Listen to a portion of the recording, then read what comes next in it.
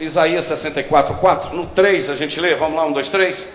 Porque desde a antiguidade não se ouviu, nem com os ouvidos se percebeu, nem com os olhos se viu, um Deus além de ti, que trabalha para aquele que nele espera.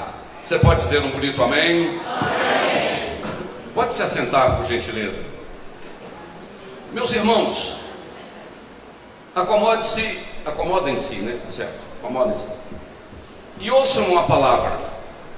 Terça-feira passada nós tratamos aqui de um assunto que nós temos consciência e cremos que o nosso Deus é um Deus que trabalha. Em especial, trabalha para aquele que nele espera. Os irmãos lembram disso, não lembram? A maioria que está presente aqui estava na terça-feira passada. E eu mostrei para os irmãos que desde a criação até o Apocalipse, de Gênesis 1 e 1 até Apocalipse, nós encontramos um mover de Deus na história. Mesmo em alguns momentos da história que parecia que Deus estava em silêncio, que Deus estava omisso, vamos usar essa palavra assim, não se importando, nos bastidores, Deus sempre esteve trabalhando na história. E eu disse para os irmãos aqui que nunca houve um momento na história da humanidade que Deus perdesse o controle. Não, vou repetir. Deus nunca perdeu o controle, mesmo que você pense que Ele não está no controle. Entendeu? Deus nunca perdeu o controle. Ele tem as rédeas, o governo do mundo e da humanidade nas mãos. Amém, queridos? Ele tem. E eu mostrei para os irmãos que muitas vezes nós temos dificuldades porque nós temos consciência que Deus trabalha, pastor Chiquinho. Nós cremos que Ele trabalha, mas o problema é nós entendermos como é que é o agir dele, como é que Ele trabalha. E eu mostrei para os irmãos aqui que nós queremos que Ele faz do nosso jeito, e Ele faz do jeito dele. Porque na realidade eu não sei o que é que deve ser feito, é Ele que sabe o que deve ser feito. Entendeu? O jeito que Ele faz é que é perfeito. Desculpa. Outra coisa, nós temos dificuldades porque às vezes o trabalhar de Deus acontece nos bastidores. Deus está em silêncio, Deus não fala. Eu mostrei isso para os irmãos. Outra coisa que eu disse também para os irmãos é que Deus ele tem uma didática. O contexto, ou melhor, a forma que eu ensinei é que Deus ele tem um jeito de agir, um jeito de fazer, que às vezes a gente fica pensando, mas por que Ele não fez desse jeito? Por exemplo, a Bíblia diz que Deus tem a multiforme sabedoria. O que é multiforme? Várias formas de sabedoria dele, do jeito dele fazer. No Novo Testamento, por exemplo, teve uma hora que Jesus tocou no leproso para curar. Teve uma outra hora que Jesus mandou 10 leprosos e de uma vez eles saíram curados. Teve uma hora que Jesus falou, vê, a tua fé te salvou. Teve outra hora que Jesus cuspiu no chão, fez um barrinho, passou no olho e mandou o camarada lavar. Entendeu? Esse jeito do Senhor agir, essa forma, por exemplo, Ele está atendendo o pedido de Jairo. Jairo está dizendo, o senhor tem que ir lá em casa. Aí Jesus está indo para a casa de Jairo. De repente, do nada, Jesus para atender uma outra situação. Imagine você no corredor de um hospital com um doente nas últimas, um filho seu morrendo, e você chama o doutor, e o doutor está indo. Quando ele está no corredor, um outro doente para e diz assim, ô doutor, atende aqui que eu quero aqui. Aí o doutor esquece lá do seu, entre aspas, e para atender esse aqui. O que dá vontade de você fazer? Ô doutor, chamei o senhor primeiro. O caso de lá é mais emergência. E Jesus parou. Aleluia. Parou, mas não perdeu o controle. Posso repetir? Parou, mas não perdeu o controle. E aí ele atende a mulher do fluxo de de sangue, cura a mulher do fluxo de sangue. A notícia chega que a menina de Jairo já morreu. E aí, qual que é o problema dela ter morrido? Nenhum, porque Jesus resolveu continuar a viagem e ir para a casa dele. Entendeu como? Quinta-feira passada eu preguei lá em São João, né, Rodrigo? O Rodrigo estava lá. Eu falei sobre 3 atrasos, 3 mortes e 3 ressurreições. Jesus atrasou 3 vezes, aconteceram 3 mortes, e nas 3 mortes Jesus ressuscitou. Jesus atrasou na casa de Jairo, atrasou na casa de Lázaro e atrasou na cidade de Naim. Todos 3 morreram e todos 3 foram ressuscitados. Por quê? Porque Deus age no tempo dele, na hora dele. Oh, glória a Jesus. Então, essas coisas, essas situações que elas surgem, a gente precisa entender esse trabalhar de Deus, essa didática do Senhor, essa forma de Deus fazer. Muito bem, diante disso, eu não vou repetir o que eu preguei semana passada, já gastei 8 minutos explicando o que eu falei semana passada, só para trazer vocês para dentro do assunto. Aí, qual é o desejo do meu coração na continuação esta noite? Entender que Deus trabalha, a gente entende. Crer que Ele trabalha, a gente crê. Saber que Ele tem a multiforme de agir, nós cremos. Agora, o que eu quero falar esta noite é que a igreja, eu estou falando do povo de Deus e o povo na história da Bíblia e o povo da igreja de hoje, estou falando de hoje, de Ipanema, do campo, qualquer lugar que está me ouvindo, por esse mundo afora. Há um número grande de pessoas que frequentam a igreja, estão presentes nos cultos, tomam até Santa Ceia, sabem que Deus está trabalhando, sabem que Deus trabalha, mas não estão envolvidos naquilo que Deus está fazendo. Este é o desejo do meu coração esta noite, de dizer para você que só viver num ambiente de milagres não garante vitória para a vida. Só viver num ambiente de mover de Deus não quer dizer que eu esteja envolvido no que Ele está fazendo. Porque eu posso estar do lado do que Deus está fazendo e não estar vendo o que Ele está fazendo. Eu posso estar do lado do que tem gente fazendo e eu não estar fazendo nada. E o meu desejo esta noite é convidar você a se envolver com o que Deus está fazendo. Alguém entendeu o que eu disse até agora? E eu vou provar para você como é possível estar perto e ao mesmo tempo estar longe. Você quer ver o caso, por exemplo, de Abel? Abel está oferecendo sacrifício ao Senhor. Ele trouxe uma oferta, ele trouxe um especial, ele trouxe algo escolhido, ele tinha um propósito no seu coração. Ofereceu o sacrifício, Deus aceitou o sacrifício de Abel. O Caim também era irmão dele, saiu da mesma barriga, tinha a mesma genética, tinha o mesmo sangue, ofereceu o sacrifício e Deus não aceitou.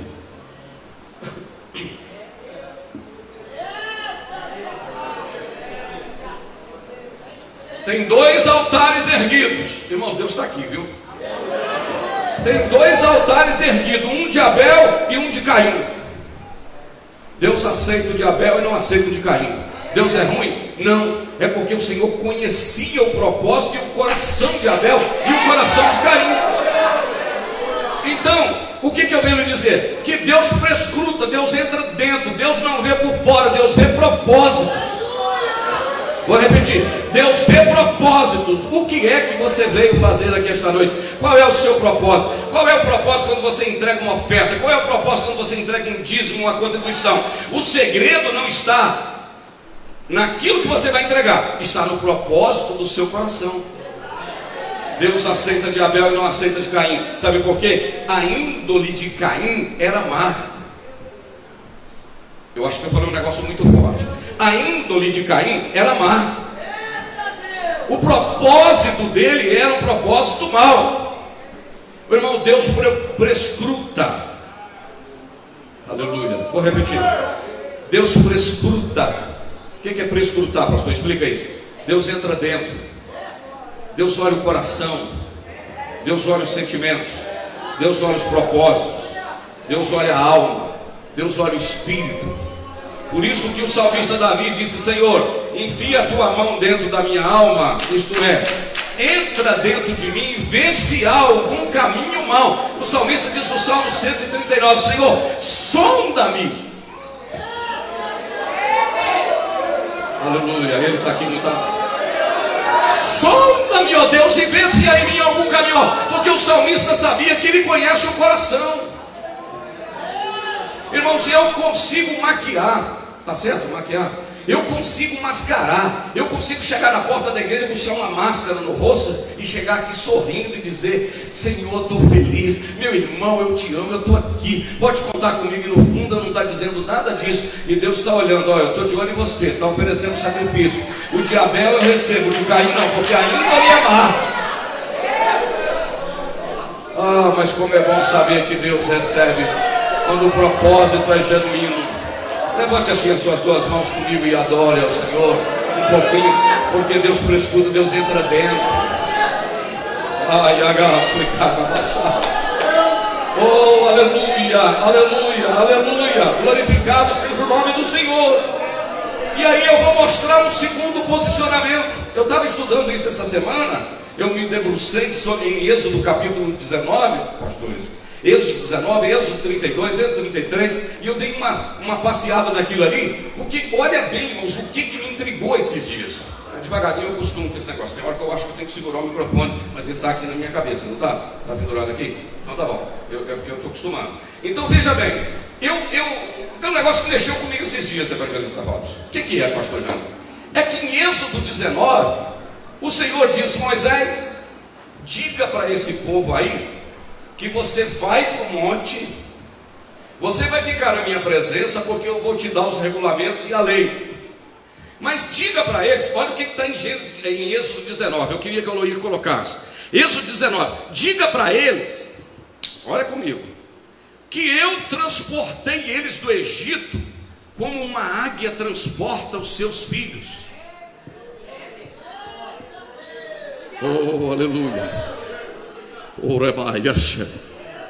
Ao terceiro mês da saída, 3 meses que Israel saiu do Egito, no mesmo dia chegaram ao deserto ao Sinai. Continua, deserto do Sinai. Partiram de Refidim e entraram no deserto do Sinai. Onde se acamparam? Israel, pois ali se acampou em frente ao monte. Vai, e subiu Moisés a Deus, e o Senhor o chamou ao monte, dizendo: assim falarás à casa de Jacó e anunciará aos filhos de Israel. Vai lá. Vós tendes visto o que eu fiz aos egípcios? O que o Senhor Deus fez aos egípcios? Afogou eles no mar. Vou repetir: afogou os inimigos no mar. Aleluia. Como vos levei sobre asas de águia e vos trouxe a mim. Não, esse negócio aí é muito forte. Eu peguei vocês em cima das minhas asas, como se fosse uma águia, e eu trouxe vocês a mim. Presta atenção, eu não trouxe vocês para o deserto, eu trouxe vocês para mim. Ah, Garabaixai. Ele vai te trazer para ele. E Moisés está onde? Moisés está no monte.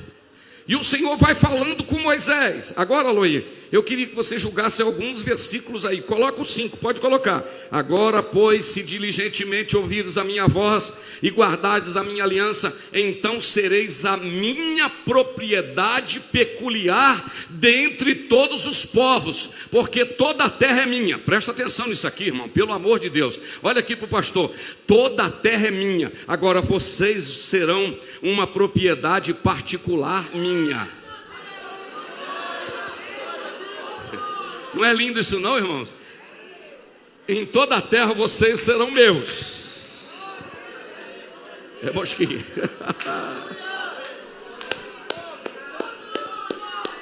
Eu sou dono dessa terra todinha. Eu sou dono de 210 milhões de habitantes no Brasil. Mas a igreja é minha, vocês serão meu. Eu vou cuidar de vocês. É isso, é mais ou menos isso que ele está querendo dizer, Marcelo.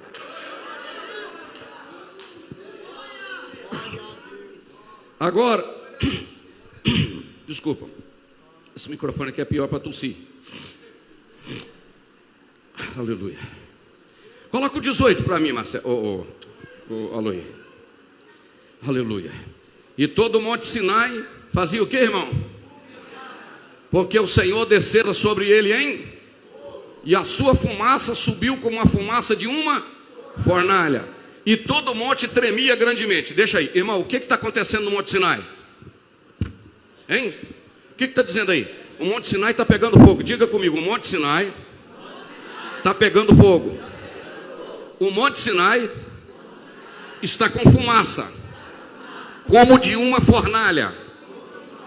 E tem um detalhe aqui, irmãos. O monte tremia. Diga comigo, o monte estava tremendo. Você imagina o que é um monte tremer? Olha aqui.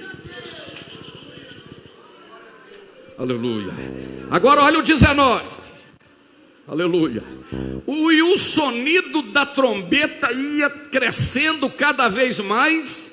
Moisés falava e Deus lhes respondia em alta voz. Eu estou todo arrepiado aqui. Presta atenção. O monte está tremendo, tem fumaça, tem fogo, tem labareda, tem um som de buzina, um som de trombeta. Tem um som de trombeta aí, só para a gente ver como é que é, Marquinhos. Vê se acha aí. Um som de trombeta. E o som de trombeta está tocando e ia crescendo. Tararã, tararã, tararã, vai tocando, tocando. Moisés vai falando com Deus e Deus vai respondendo Moisés em alta voz.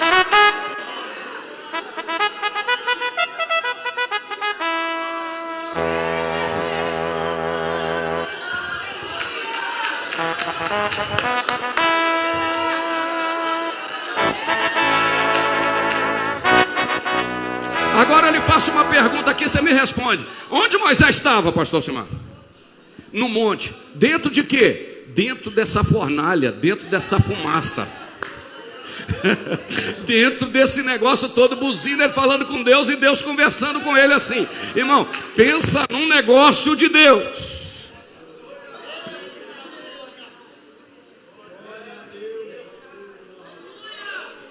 Dá vontade de ficar só aqui, não é?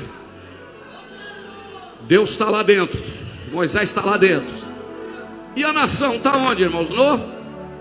Na planície, no deserto. Então, a nação está no deserto, pastor Carlos Silva. Moisés está no monte. Agora eu faço uma pergunta para os irmãos. Você acha que cada deserto dava para ver o monte pegar fogo? Hein? Não, eles estão no deserto, na planície, tem uma montanha pegando fogo. Dá para ver ou não dá? Dá, eu acho que dá.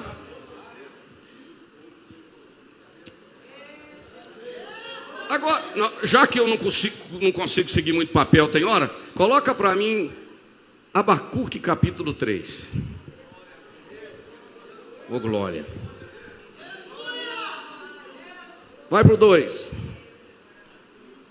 Ouvi, Senhor, a tua palavra e temi, aviva, ó Senhor, a tua obra no meio dos anos, faze conhecida, na tua ira lembra-te da misericórdia. Ok, tudo bem, o que isso tem a ver com o que o senhor está pregando? Versículo 3. Deus veio de Temã. Não tem nada a ver, né? Se enrolou aí, não? Pastor Jante se enrolou, não? Deus veio de Temã e do monte de Parã, o santo. A sua glória cobriu o céu, a terra encheu do seu louvor.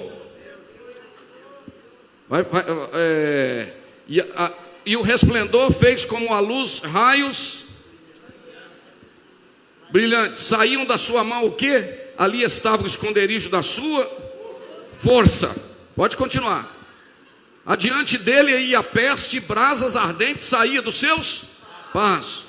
Parou e mediu a terra, olhou, separou as nações, e os montes perpétuos foram feitos esmiuçados, e os outeiros eternos se abateram, porque os caminhos eternos lhe pertencem. Versículo 7. Vi as tendas de Cusã em aflição, tremiam as cortinas da terra de Midian. Acaso é contra os rios o Senhor que estás irado? É contra os ribeiros a tua ira? Ou contra o mar o teu furor? Visto que as ondas que andas montado sobre os teus cavalos e nos teus carros de salvação? Versículo 10. Descoberto se movimentou o arco e o juramento feito às tribos foram a sua palavra segura. Tu fendeste a terra com os rios. Tem nada a ver, não é verdade? Mas deixa eu voltar um pouquinho. Quando o profeta disse: aviva, Senhor, a tua obra, notifica ela no meio dos anos, faz ela notória. O que diz o versículo seguinte? Volta no versículo de número 3. Deus veio de Temã. O santo veio de onde? Do Monte Parã. Que Temã é esse Monte Parã é esse? Monte Sinai, deserto do Sinai. Deus veio de lá, a sua glória cobriu o céu e encheu a terra do seu louvor. O deserto tremia, labareda de fogo, o monte tremendo, presença de Deus.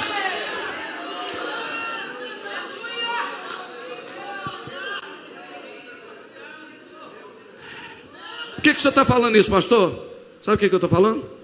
que a partir do capítulo 20 de Êxodo, não precisa colocar, é só falar, capítulo 20 de Êxodo, 21, 22, 23, 4, 25, 26, 27, 28, 29, 30, 31. Deus deu a receita do tabernáculo, Deus deu a lei, Deus deu as tábuas, Deus deu tudo para Moisés. A Bíblia diz, numa lição de escola dominical há pouco tempo atrás, e eu também preguei sobre isso, que Deus deu o croqui. Arruma uma outra palavra para croqui para mim. Deus deu o esboço, Deus deu um modelo, pastor Silvério. Tudo para Moisés, e falou: Moisés, você vai fazer do jeito que eu mandar, o modelo está aqui, não faz diferente não.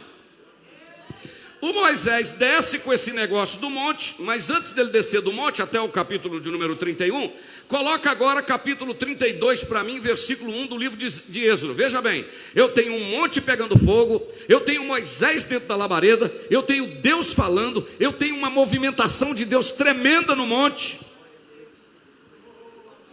Mas vendo o povo que Moisés tardava em descer do monte, acercou-se o povo a Arão e disse-lhe: levanta-te e faze-nos deuses que vão adiante de nós, porque quanto a este Moisés aí que está no meio desse fogo aí lá em cima, lá no monte lá, ó, o homem que nos tirou da terra do Egito, nós não sabemos o que aconteceu com ele.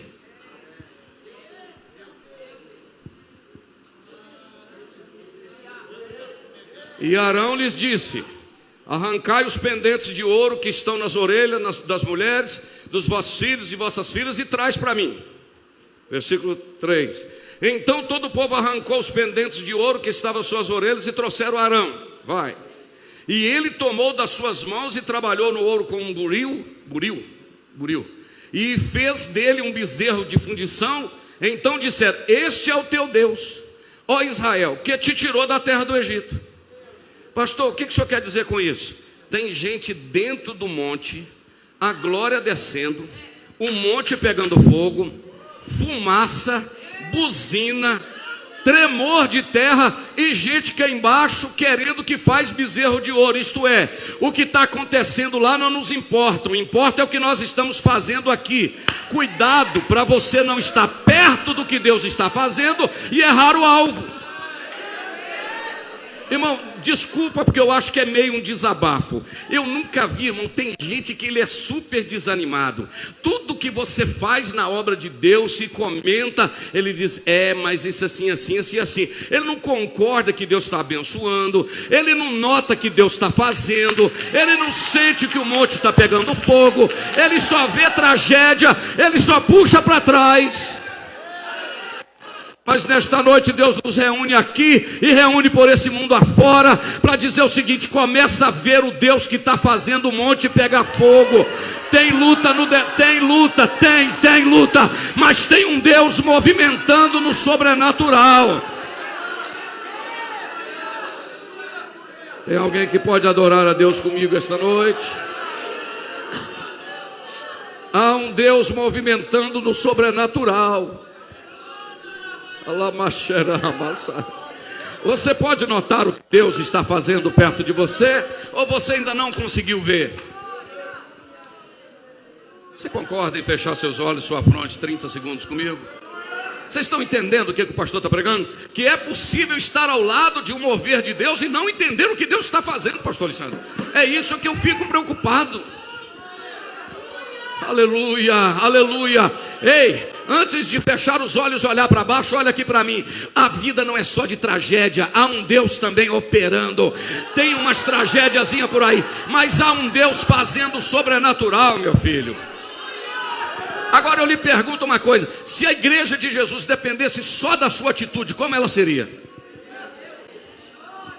Se a igreja dependesse da sua contribuição, onde ela chegaria? Se a obra missionária dependesse da tua mão, onde ela chegaria? Se a igreja dependesse dos teus joelhos dobrados, onde ela estaria? Se a igreja dependesse da sua cooperação, da sua vida com Deus, onde ela estaria?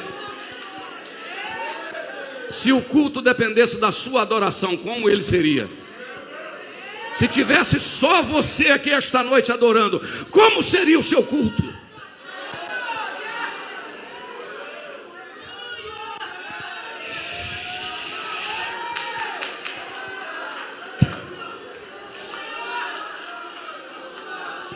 30 segundos para você adorar, falar alguma coisa com Deus.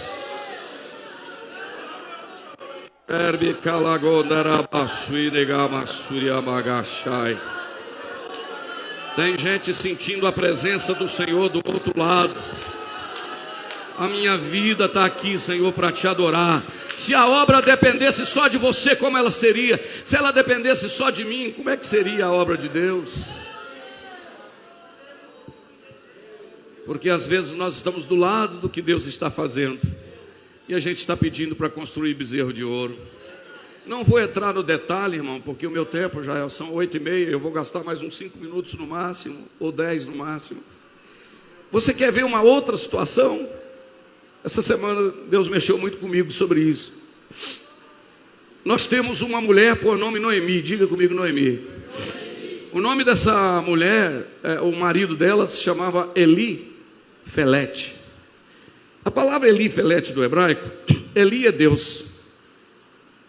Tem um significado interessante. E eles moravam na casa do pão, que é a cidade de Belém. O que aconteceu? Veio uma fome na terra da casa do pão. Veio uma fome. E aí ela fugiu com seu marido Elifelete. O seu filho, o nome dos meninos, cadê? O Malom e o Quilion. Fugiu com esses meninos para a terra de Moabe. Moabe era aquela terra que foi resultado daquele incesto, daquele contato de Ló com a filha. Os moabitas não eram gente boa, não. Fugiram para lá. Quando chegaram lá, é uma tragédia atrás da outra, irmãos. Morre o marido e morre os 2 filhos. Sobraram o quê?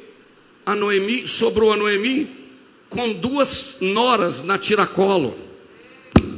Olha para cá. Uma sogra com 2 noras na tiracolo. Uma chamava Ruth, a outra chamava Orfa.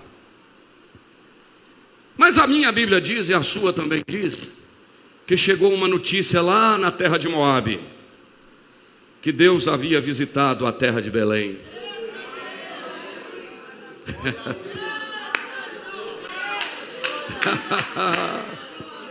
Meu pastor Jogo, chega a notícia, quando Deus opera, vai longe. Ô Noemi, cadê seu marido? Morreu. Ô Noemi, cadê seus filhos? Morreram. Mas tem um detalhe, Noemi. A terra de Belém foi visitada pelo Senhor. A terra de Belém voltou a ter pão. O que você vai fazer, Noemi? Já perdi marido, já perdi filhos, já perdi tudo. Vou ficar aqui nessa terra mesmo de Moabe e morrer aqui. Não, ela dá uma limpadinha assim na poeira e diz assim: foi muita tragédia, mas eu posso recomeçar. Eu quero te dizer que ainda há tempo de recomeço.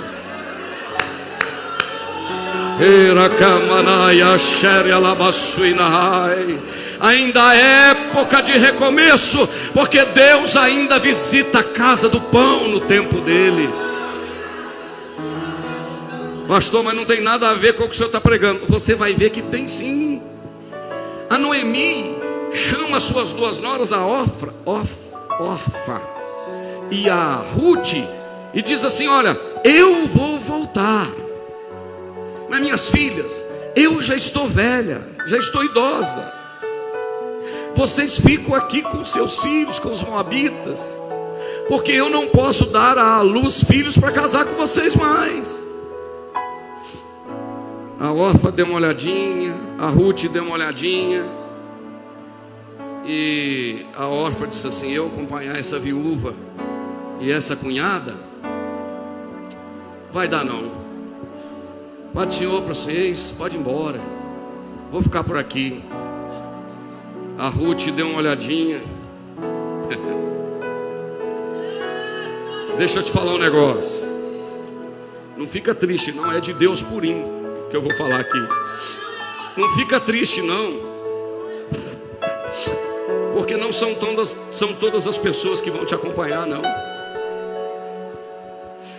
Não são todas as pessoas que vão ir atrás do propósito que Deus tem na sua vida não. Eu acho que tem gente entendendo, tem gente que não entende, mas tem gente que entende.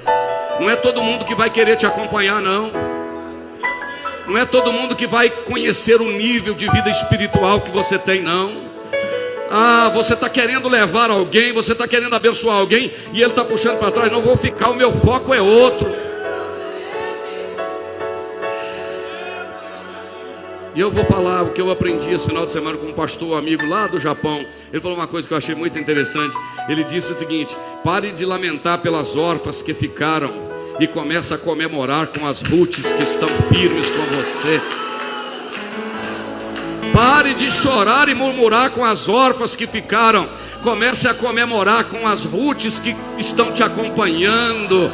Há motivo de comemorar sim, não é tudo que é tragédia não. Será, irmão, que tem gente essa noite que não glorificaria o nome do Senhor com uma palavra dessa?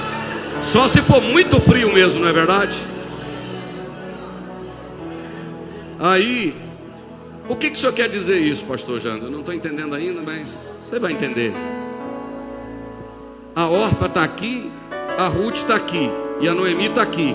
A órfã diz: minha cunhada, fica com Deus, estou indo. Minha nora, Deus abençoe, vai com Deus, eu vou caçar meu rumo, vivendo momentos. A Ruth deu uma olhadinha e disse assim: não, eu vou viver propósito.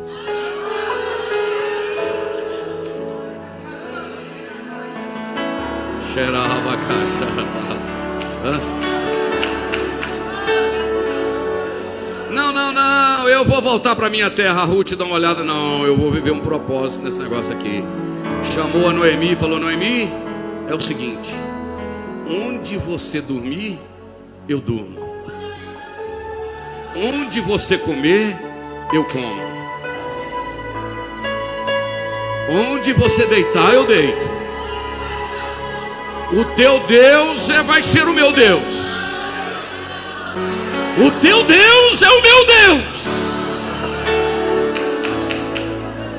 Irmão, o que eu não entendi ainda bem, pastor. Por que o senhor está falando que tem gente que está perto e está longe? A órfã estava pertinho do agir de Deus e não entendeu nada, voltou. A Ruth estava do lado e pegou a bênção. Você está esperando o que para abraçar a bênção, rapaz? Ainda está caçando o que? Ah, não vou ficar nesse ministério, não, não vou ficar em não sei o que, eu não vou cantar, não, eu não vou ser o que. Pelo amor de Deus, meu filho, o propósito de Deus para a sua vida é maior. Você vive um nível mais elevado, você tem discernimento espiritual. Deus está agindo e você não está vendo. Aí você conhece a história que a Ruth voltou, não voltou? Aí aquele camarada lá, o Boaz, falou com ela: ô Ruth, o Senhor galardoe o teu feito e seja abençoado o teu propósito sobre as mãos do Deus que tu viestes abrigar.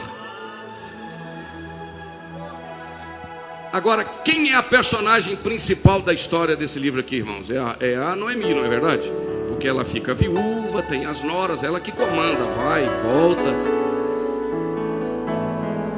Mas o livro apareceu de quem? Não é o livro de Noemi, é o livro de Ruth. Porque quem entende o propósito, ela não era judia, mas ela era moabita. E se você puxar na descendência de Jesus, não, peraí, não, aí não, né, pastor? Mas se você puxar um pouquinho lá atrás, você vai achar a Santa Raabe, não é verdade? A Santa Raabe. Um tal de Salmão casou com a tal de Raabe. Dessa tal de Raabe nasceu um tal de Boaz. Desse tal de Boaz casou aí com uma tal de Ruth. Dessa tal de Ruth aí nasceu um tal de Jessé. Desse tal de Jessé nasceu um tal de Davi. Desse tal de Davi nasceu um tal de Jesus.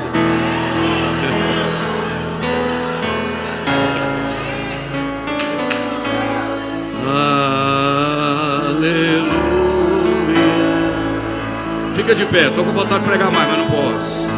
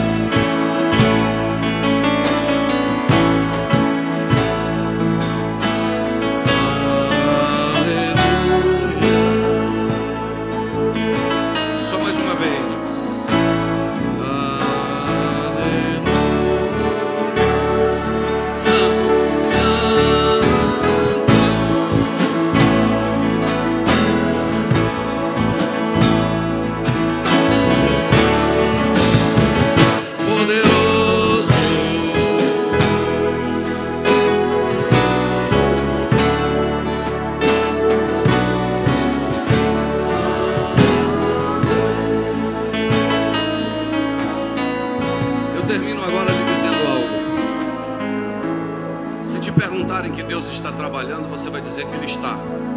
Sim ou não? Deus está trabalhando, sim ou não? Está.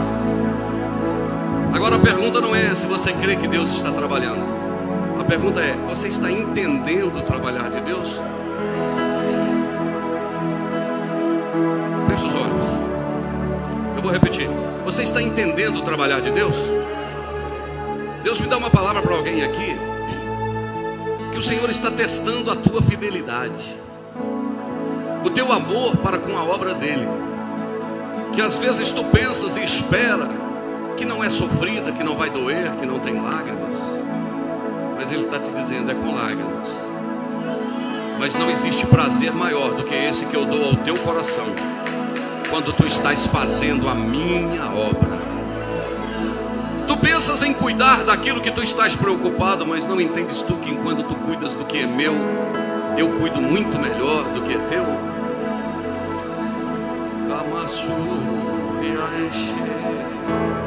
Deus está na casa.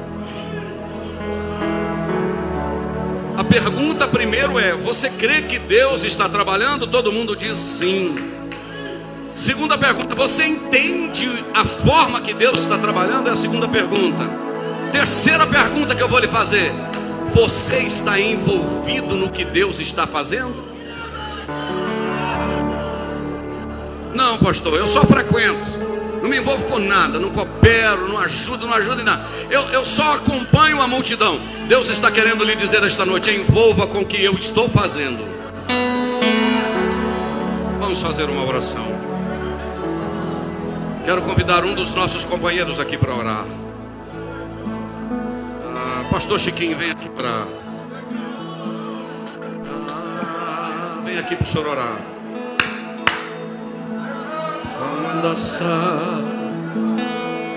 Eu tinha pelo menos mais 5 ou 6 casos ali do trabalhar de Deus, e as pessoas não veem, mas não dá tempo.